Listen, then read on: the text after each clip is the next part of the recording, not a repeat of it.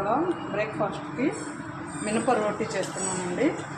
మినప రోటీ అంటే ఏంటి, ఇది దోశలాగానే ఉంది అనుకోకండి. మనం దోశకైతే 1 గ్లాస్ మినపప్పుకి 2 గ్లాస్, కొంతమంది 3 గ్లాస్ కూడా వేసుకుంటారు. ఈ మినప రోటీకి ఏంటంటే ఈక్వల్ అండి. 1 గ్లాస్ మినపప్పు ఉంటే 1 గ్లాస్ బియ్యం వేసుకోవాలండి. కొన్ని ఒక ½ టీ స్పూన్ మెంతులు. నేను మినపప్పు కూడా పొట్టు మినపప్పు తీసుకున్నానండి, అవే టేస్ట్ ఉంటాయని. గుండు మినపప్పు కూడా వాడతాను, అది ఇడ్లీకి వాడతాను. ఈ పొట్టు మినపప్పు దోశకి, ఇట్లా మినప రోటీకి, గారెలకి బాగుంటాయండి టేస్టీగా.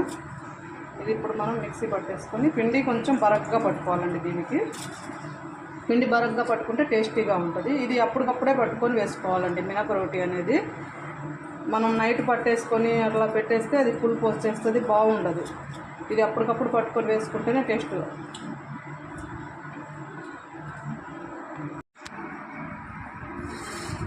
చూడండి, పిండి ఇలాగా కొంచెం బరగ్గా ఉంది చూడండి, మనకి పలుగ్గా కనిపిస్తుంది.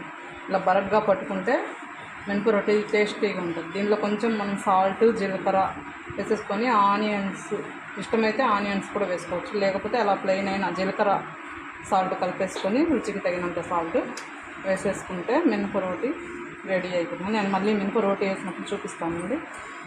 ప్రజెంట్ ఇది గ్రైండ్ చేస్తున్నాను పిండి.